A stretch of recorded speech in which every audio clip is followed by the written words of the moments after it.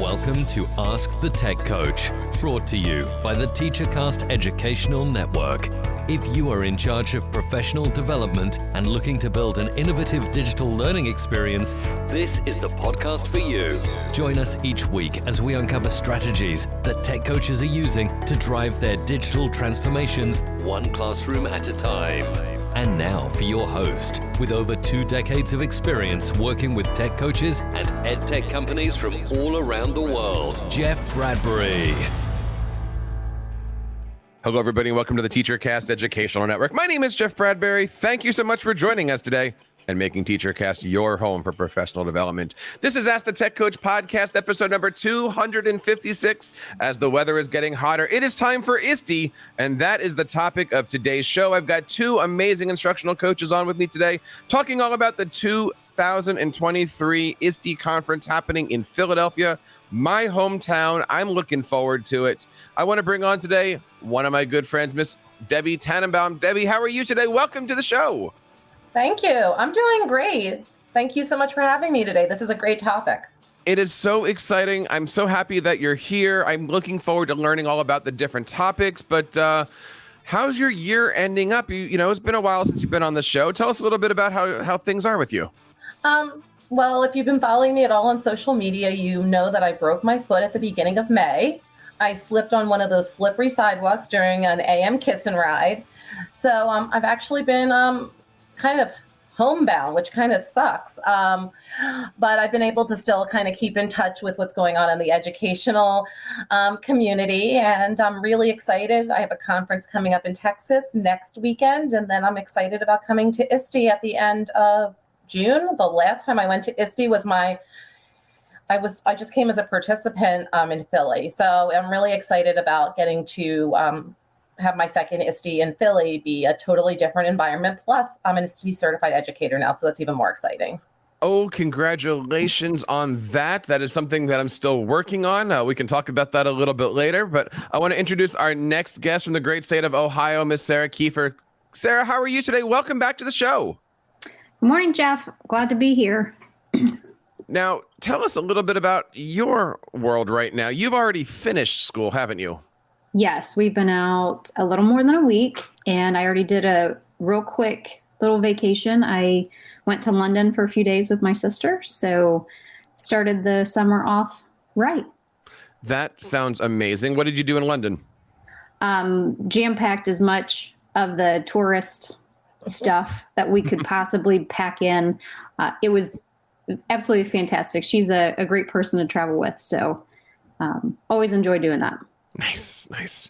Guys, if you have any questions about this show or anything, you can always head on over to askthetechcoach.com. You can find all of our 245 other podcasts. We do the show each and every Monday. This is the podcast for instructional coaches and digital learning leaders. And don't forget, if you head on over to askthetechcoach.com, scroll down to the bottom, you can join our Instructional Coaches Network. We've got over 1,500 coaches, all in a great little Facebook group that is jam-packed with information. If you're looking for a great professional learning network for instructional coaches and digital learning leaders, check it out today over at askthetechcoach.com. Now, my friends, let's talk a little bit about this. I'm excited about this ISTE for many reasons. Number one, as I mentioned earlier, it's in my hometown of Philadelphia. I kind of feel like it's home field advantage for me. I'm pulling out all the stops for my sessions. We'll talk a little bit about those things later. But, you know, the other reason I'm excited about this is going to be my 10th conference. And I was thinking about this the other day. You know, I've been out to San Diego. I've been to San Antonio twice, Chicago, Denver, Atlanta. This will be my second Philadelphia one. And of course, you've got those virtual things going. Debbie, you said this is your second conference, right? This is my second ISTE in Philly. This is my, I guess, if you don't count the virtual ones, I went to it way back in the day when it was NACC. So this is actually, I guess, my 4th one, if you count NACC. Now, when we're looking at a conference this big, there's always the questions of how do you do it? How do you survive it, right? Like it's a monster conference. It's bigger than your traditional ed camp. Debbie, what advice do you have for any ISTE newbies that are out there? I think that it's really important that you schedule yourself time to explore, not just to go to sessions. I always find when I go to conferences that are this big that sometimes the best conversations I have are sometimes walking on the expo hall floor. So I know, like, as I designed my schedule for this time, I made sure every day that the expo hall was open, I scheduled at least an hour to just walk and talk, because there are so many people who you're going to meet that you'll know from someplace else. And sometimes those organic conversations can be really, really meaningful, and you'll learn a ton from them. I think that, sometimes even just sitting next to somebody in the hall can be a great conversation.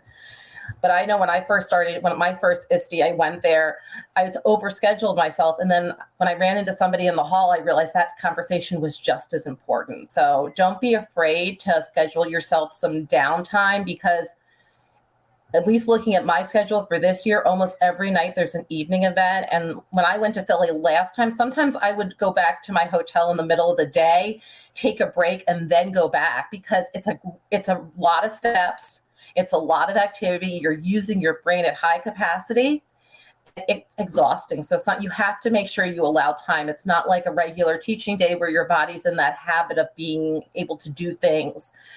This is a grueling but exciting process, and you have to make sure that you keep that in mind. You make it sound so romantic. It's wonderful, and I love it. But I'm going to be honest. It's put your hat on and prepare for war. Here we go. Well, make sure that you're wearing comfortable shoes. I saw so many people come in their fancy shoes. Don't wear fancy shoes. Wear comfortable shoes. And you're going to love it. But don't try to do everything, because pick what you think is going to best meet your needs, and give yourself time to process, because if you don't give yourself time to process those things that you do bring home, you won't be able to fully implement. Just to echo some of the things that you mentioned, sometimes the best sessions are in the hallways. Yes. Right. And I look at it as, if you want to call the conference like a big Twitter, right? Like you've got you've got the stuff that happens in this stream that everybody sees. You've got the algorithm that Twitter puts in front of you that they think is important. But then you have all your private DM rooms, and you have to be able to navigate through each of those things. Now, the nice thing about having an ISTE conference be both physical and virtual is that you have all of those things happening at once on top of each other. Now, I don't know officially what the official ISTE hashtag is. I think we say this every year. I often say follow hashtag ISTE, ISTE Live, ISTE 2023, ISTE 23. But I'm sure there's other hashtags that people are going to make up, even on the spot. Sometimes you have those vanity hashtags, last year it was ISTE COVID. And so when we're looking at things, how do you manage to follow all of this stuff on your phone or on your tablet? Like, how do you manage both the physical and the virtual? Sarah, how are you going to be following all the action this year?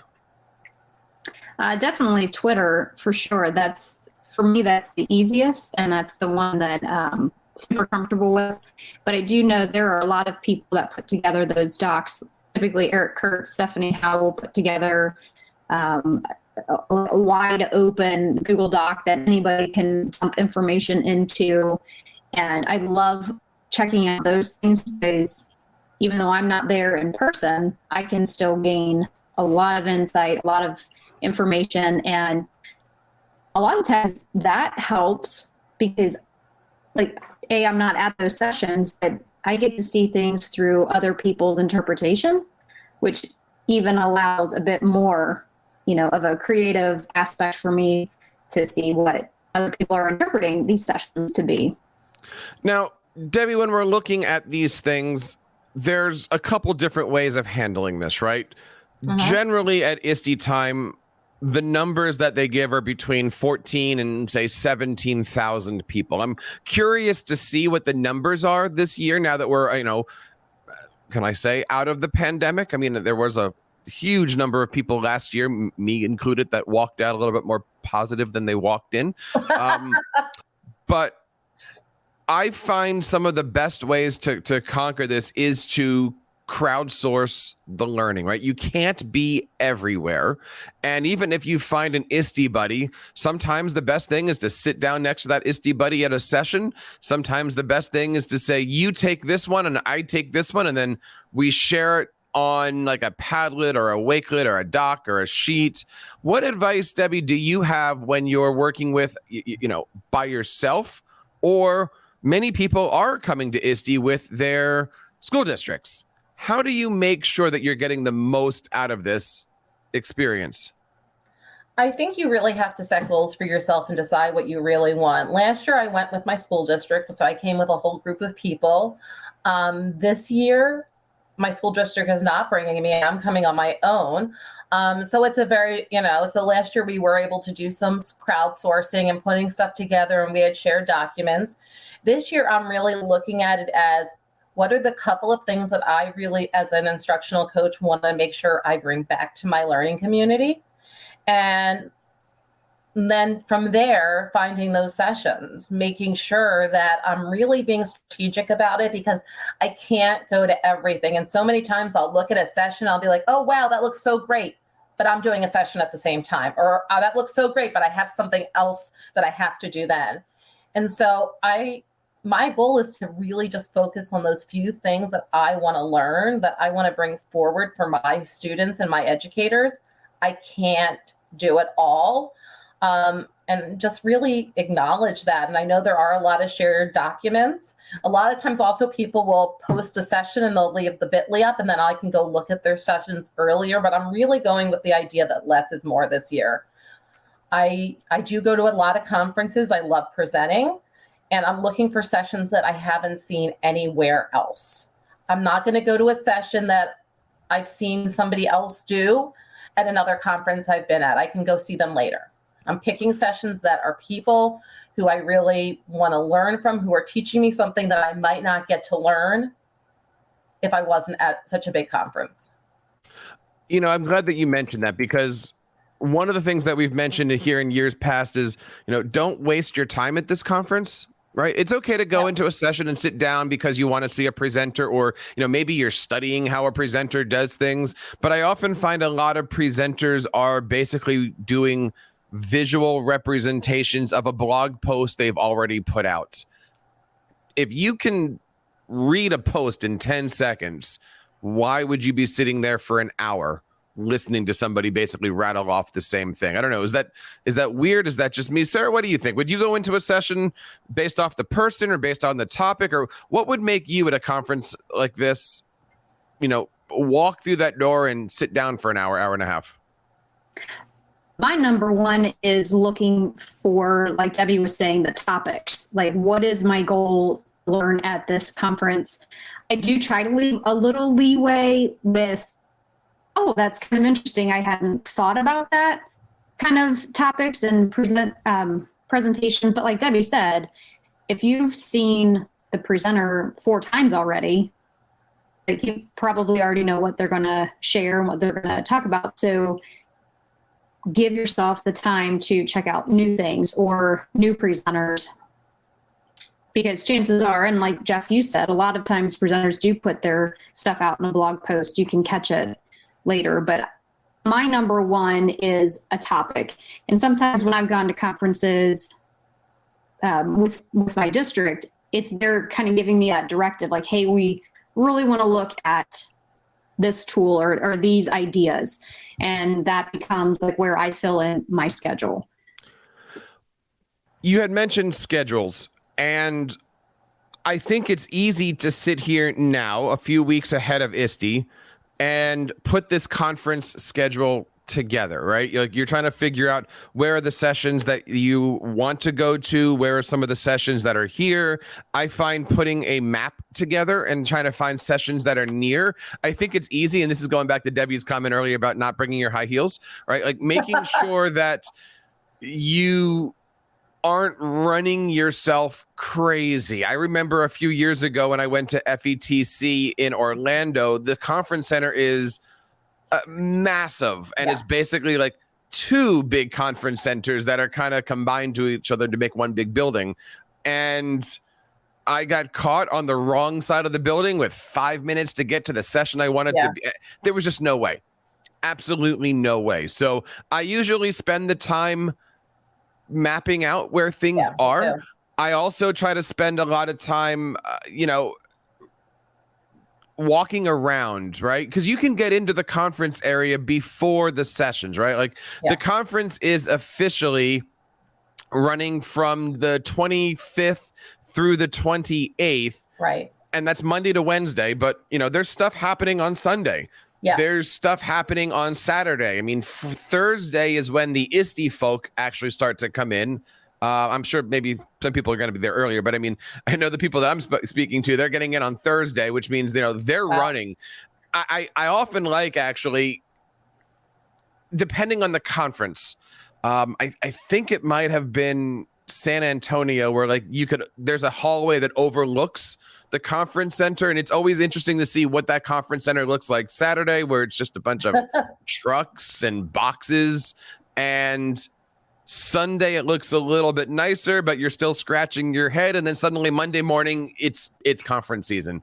So to see all these really hardworking people go, it's pretty awesome just to put all these things together. Now let's kind of take a look at some of the sessions that you'd want to go to. Now, Debbie, you're presenting a lot, aren't you? I have 9 total sessions. Yeah, I'm a little crazy. 9 total. This is what happens when you're sitting at home with a broken foot, right? Yeah, I have 3 regular sessions, 3 booth sessions, and then 3 playgrounds. That's insane. I know. Tell us about a few. I'll ask the triplet question. Which one's your favorite, right? So the ones that are probably my favorites are the ones I'm doing as regular sessions. When I went to ISTE last summer in New Orleans, I just did playground and poster sessions. And they're an amazing opportunity, and we can talk more about that later. But on Sunday, I'm doing a session that talks about Project Zero's thinking routines, and how you can use digital tools to amplify those routines and really create artifacts of learning. One of the things I'm super passionate about is making sure our students are creating versus consuming. And this session talks about how we can create, but look at creation not like a 3-day project or a month-long project, but create artifacts that show our students thinking. It's one of my favorites to share because I'll share things during this session and you'll be like, how did I not know that existed? Anybody can use it. It's fun. And we kind of build a collection together of resources to take with you. So that's my Sunday session. My Monday is all my playgrounds. Tuesday, I'm doing empowering student voice with UDL and tech tools. As part of my session, as part of my ISTE certification, we dug really deep into UDL, and this really talks about how UDL is present in tech tools and how we can really help our students and empower their voice. Definitely a session I did it when I first started doing sessions, and it's been totally revamped based on my ISTE coursework. And it just gives you a lot of ways that you can use tech tools with UDL, because UDL really gives us a lot of great integration tips. And then on Wednesday, and that one's from 1 to 2. And then on Wednesday is probably my favorite session of all of the sessions I do. It's the session that comes from deep inside of my heart, and it's empowering our youngest scholars to create using digital tools. One of the things I'm most passionate about in the whole world is that our youngest students need to become creators. They need to become proficient using digital tools. In this session, I share a lot of the tips and tricks I've discovered in my 5 years as being a tech coach, and how I've gotten my students to become more independent learners with agency and become creators. I help you pick tech tools that are really good for our littles. I even give you some free subscriptions to some tech tools that I love. It's just the session that comes from way deep inside of my heart, and I'm really thrilled that I get to do that to end my ISTE time as far as presentations go. How do you plan on preparing for all of this? I mean, look, we talked a little offline here. I know you've got some time because, you're out of commission right now, but how do you prepare to have 9 ISTE level presentations all done and ready to go? Well, I think that a lot of it is, really just taking the time to figure out what I want to do. Like, I'll be honest, the ones I'm doing for playgrounds, they're like 15-minute sessions. So they're not as intensive. I'm doing some booth sessions. But really looking at the sessions that I'm doing, making sure that they're interactive, that they can accommodate a large audience, because some tools will only let you work with up to 50, participants. So if I know, like, for example, that I'm going to be in a ballroom for one of my sessions, I'm not going to put something that fits 50 people. I'm going to make sure I can make it as interactive as possible. And given the amount of space I have, because as you know, when you have a big room, sometimes you'll have 10 people, sometimes you'll have a full room. You never can guess because ISTE is so immense. But really focusing on that. And then with my playground sessions, I do them very differently. I do them almost like a choice board where people come up, I say, these are the things I can talk about. And then I let them pick what they want to explore. It's done very differently because people are coming to you at a table. You're having conversations about what they want to know. When I do my playgrounds, I always make sure I leave out a QR code so people can scan it and take it with them. So lots, I view each of those three types of very differently. And like I said, I've been given the gift of time, and I've had lots of time in the last couple of weeks to work on them. So I'm just continuing to work on what I currently have done in some of my other presentations and then see how I can take it up to that next level. If you're looking for more information about this, you can, of course, head on over to Ask the Tech Coach. This is episode number 246. Also on that blog post is going to be links to all of Debbie's sessions and some other great sessions too. Sarah, you've been looking forward to hearing, and I know all the social media stuff, from great instructional coaches that we know and love. What are some great instructional coaching sessions that anybody who's out there, either virtually or physically, should be looking forward to?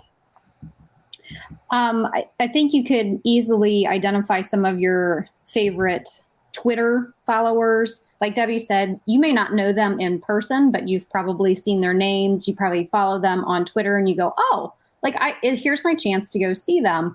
A couple of them that I've been looking at are the ones that incorporate the edu protocols. Mm-hmm. That's a whole idea that I think I would love to dive deeper into.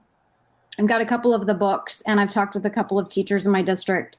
And the idea that these protocols are already out there, and there's modifications of them even too, to be able to use that in your classroom is something that I'm getting really excited about. And I think that will go a long way in our current whole education climate to allow teachers to kind of take a deep breath and go, I don't have to do everything from scratch, and I don't have to start all over. So Nicholas Chiaminetti has one on Monday about implementing edu protocols. So I think that would be definitely one that if I could be there in person, that I would see. So that's definitely one for me. One of the things that I'm looking forward to is all the partnerships. And I'm excited because on Monday, I'm going to be partnering up with some great educators and some great companies to do a session called Understanding Microsoft Teams. Basically, what we're going to be doing is we're going to be stripping down Microsoft 365, Microsoft Office, however you want to call it, and basically showing you how do you take these tools and build a digital hub for your classroom instruction. Talk about what we're going to do in Teams, how we're going to use things like SharePoint websites to create a digital learning environment. And you know what? You might be listening to this saying, but I don't do Microsoft. I'm a Google person. And that's okay. I would invite you to come to that session anyway, because the stuff that we can do in Microsoft, we can also mimic on the Google side. We'll talk a little bit about that. But I'm also partnering up that time with a great company called Book Widgets, and we're going to be giving out some great stuff. And I'm looking forward to showing off not only what you can do with Teams, with SharePoint, with Microsoft Office, but also how you can interact with really like one chameleon app, if you will, in Book Widgets, and how you can create an assignment in Book Widgets and put that right through Teams and Google Classroom, etc., and have that done. I'm also looking forward to Sunday. I know we said that the conference is Monday to Wednesday, but there's a lot of stuff happening on Sunday if you happen to fly in early. Sunday morning at 12:30 to 1:30, they've got a great session called Today's Content Creation for Tomorrow's Influencers. And this is something I happen to have that one on my schedule, Jeff. It's a great one. This is one that I'm excited about, because basically what we're going to be looking for is how do we focus on our students? How do we get them from beyond the assignment to the more practical? I mean, we've been saying authentic learning experiences forever. What does that mean? What could that do for you? And if you have that one or two students who are really out there trying things, or maybe they already have been trying things, how do you foster them? How do you support them? So it's a lot of academics. It's a lot of philosophical. but it's also the practical of what do we do with those students that are going out there and that are trying things? How do we create that walled garden for them to be what they want to be, but do it in a safe place and do it in a safe way? Now, maybe you have a student that's out there trying to make a YouTube channel and you know nothing about YouTube. This is a good conversation for that. And you never know, we might have a guest speaker show up. I'm not going to say who. Might be 9 years old, but we'll see what happens. And we're going to see if we can tell some stories of some amazing people who are near and dear and close to me here. So check that one out. That's going to be Sunday, June 25th from 12:30 to 1:30. And my Microsoft session is going to be Monday, June 26th from 10 o'clock to 11 o'clock. Sarah, was there one more that you were looking at that says like, that's a must have, or let me check that one out? Or, hey, if you're on the floor at the conference center, that one would be good for you? Okay, so this is not a traditional one, but I'm super jealous, and it shows that it's sold out. So unless you're already in it, I think you're out of luck. And this just goes to the history nerd and myself. It's one called Get Your Game On, an interactive scavenger hunt of historic Philadelphia. Big social studies nerd. We take our 8th graders to Philly in November, and to see that there are sessions that incorporate the local area, like that would have been one that had I been there in person, I would 100% have gone to that. That would have been awesome. I was thinking about stuff like that earlier in the show because there's so much history in Philadelphia. It's a city that I love and been to many times and used to live in and things like that. But if you have a chance to go around, do it, right? There's so much history. And if that session is full, I don't think that means that you can't do it, right? Like, it's a bunch of people running around the city. Just join in the fun. I know there's some podcasters who are going to be doing food tours where they're going to go to different bars and restaurants and stuff, and they're going to be doing, podcast recordings in all of Old Town Philadelphia. Don't look at something and says, "Ooh, it's sold out. It's not for me." Number one, people might not show up. Number two, just tag along and go with it. The nice thing about Philadelphia, as opposed to other places where we've had ISTE, is everything's literally all in walking distance, right?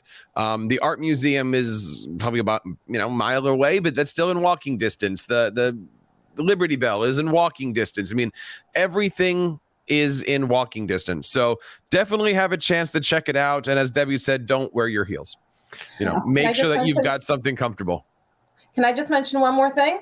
Yep. One of the things that I really want to suggest for people who are going to ISTE is don't be afraid to spend some time to go to the playgrounds. I'm not saying that because I have 3 sessions. I'm saying that because playgrounds are like a science fair. Well, wait a minute. What is a playground, right? Because I want to make sure people this is the jungle gym. Like what do you mean by playgrounds? So playgrounds look a lot like a science fair where there are different tables set up. Usually during a playground, there's 1 or 2 stage presentations, but it's meant for you to walk from person to person and have them give you a short presentation. Usually those presentations are a couple of minutes, but you really drive that presentation.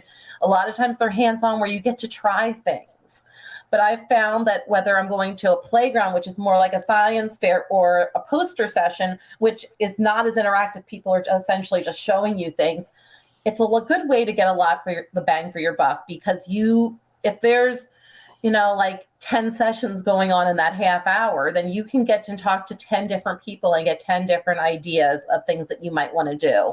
And I really underestimated last year how powerful they could be. And it was a great way also, if you wanted to connect with somebody, you could actually have a conversation with them about what they're working on. And it wasn't just a presentation, but a conversation. So don't forget to put those in. I know Monday morning, both which something that's near and dear to both Sarah and I, the early learning playground is from 9 to 11. And then the ed tech coaches playground is from 9 to 11. If they're at the same time, I kind of wish they weren't, because they're 2 of my favorite playgrounds.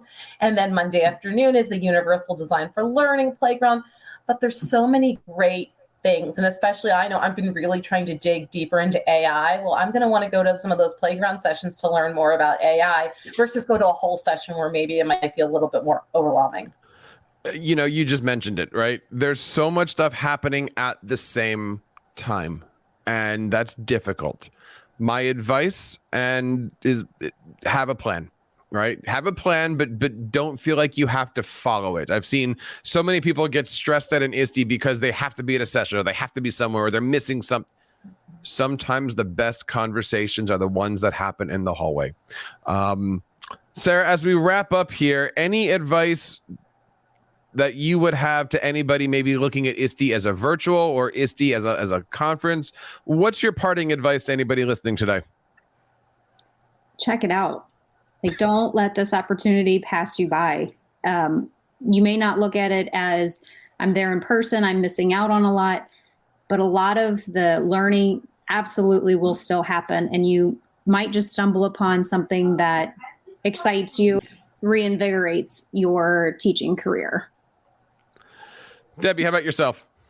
I think the biggest thing is you're at this place where you can learn a lot. Take advantage of that. Don't be afraid to go up to somebody who you might know from social media. Educators are the nicest people on earth. Don't be afraid to go, hey, I follow you on Twitter, and talk to somebody. Don't be afraid to, when you sit down at a seat at a session, say, hi, and introduce yourself to the person sitting next to you. Push yourself a little. I know educators, a lot of times we can be a little introverted. Push yourself out of that comfort zone and make as many connections as you can, because the sessions are valuable, but the connections will last forever. These are all great pieces of advice. I'm going to add one more, and this sounds like a weird one, but plan for next year. When I'm going to be at ISTE this year, like I said, this is my 10th, and everybody always ends with, was it a great conference? And I never have an answer for that. 10 years of doing this, I never have an answer to the question, was it a good conference? I always answer the same thing.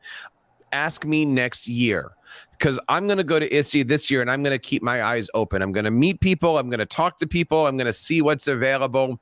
You know, you might find a professional network to join. You might find that Edu Protocols is for you. You might learn about the Google Teacher Academy or the Microsoft Instructional Coaches certification.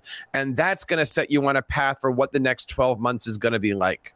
So I would suggest to anybody, whether it be virtually or physically, go in and figure out what you want to do for the next year. Who do you want to be interacting with? Make those connections. You never know what your year is going to be like. If you just take ISTE as 3 or 4 or 5 or 6 days, I think there's more to ISTE than that, right? Yeah. There is an amazing network called the ISTE Community Leaders. I've been a part of this for the last 2 years. And I got started with that because I went to ISTE and I learned about this and I saw what these people were being asked to do and sharing, and I got involved, and it's been tremendously helpful to my career, my family, and to my profession here, and especially onto the podcast. So many doors were unlocked because I saw that at an ISTE conference and said, I'd like to join. I'd like to be a part of that. So if it's something like, hey, how do I become a Canva ambassador or a Google certified teacher or an Apple coach or a Microsoft innovative educator or any of those things, that's the time where you're going to be, writing down the checkoffs. When I get home, I'm going to research this. When I'm at home, I'm going to do this.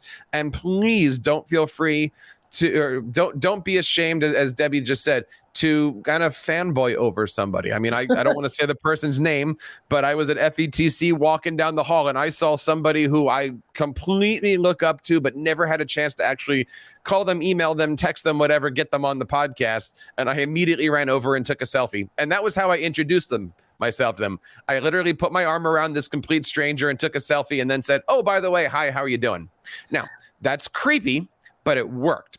And so the conference that's so funny, because when I went to ISTE in Philly, the first person I ran into was Jake Miller. Mm-hmm. And I went up to him. I was like, can I get a selfie? And I was like, do you know who I am? And he's like, at that point, I didn't have my picture on Twitter. So, and it was totally fine. It's, you know what? Everybody's there to have a good time. So absolutely. Please let us know. We would love to help you out. And if you see me or Debbie or anybody there, please feel free to walk up and say hello. You won't be able to miss me. I'm going to have a boot on my foot. Sarah, where can we learn more about the great stuff that you're doing and that amazing website that you have? So my website is techucando.com, and I try to share out on a regular basis. Obviously, during the school year, it is a bit tougher, but now that we're in summer, And you can find all of my other social medias and other adventures. I do have a blog, a co-blog with Brittany Priori called Tech with Littles. It's also linked on techyoucando.com. And then a co-created third blog called Templates for Teachers, again, also linked. So, and that shares out a bunch of templates that are ready to be used and modified for teachers that use Google. And Debbie, how about yourself? Pretty much everywhere. Tannenbaum Tech. My website's tannenbaumtech.com. I'm on Twitter, mostly. Also on Facebook. I have a Facebook group for Tannenbaum Tech. I'm on Instagram. I have a TikTok account, but I don't really use it. And in addition to that, you can link to my books, Transform Techie Notes to Make Learning Sticky, or Amplifying Instructional Design, on Amazon. And I have a blog that I've been putting out blog posts about every 2 weeks called the ABCs of Transforming Learning. Nice. And of course, you can check out all the great stuff over at AskTheTechCoach.com. Thank you guys so much. I will be definitely running around Philadelphia, probably with and without a microphone in my hands. If you see me, please feel free to just give me a big bear hug. Would love to meet you guys. And on that wraps up this episode of Ask the Tech Coach, episode number 246. On behalf of Sarah, Debbie, and everybody here on TeacherCast, my name is Jeff Bradbury, reminding you guys to keep up the great work in your classrooms and continue sharing your passions with your students. You've been listening to Ask the Tech Coach, hosted by Jeff Bradbury of the TeacherCast Educational Network. Please reach out to the show with all of your questions on Twitter at AskTheTechCoach or online at www.askthetechcoach.com. Be sure to subscribe to our podcast so you don't miss any future episodes. And please take a moment to write a review in the App Store.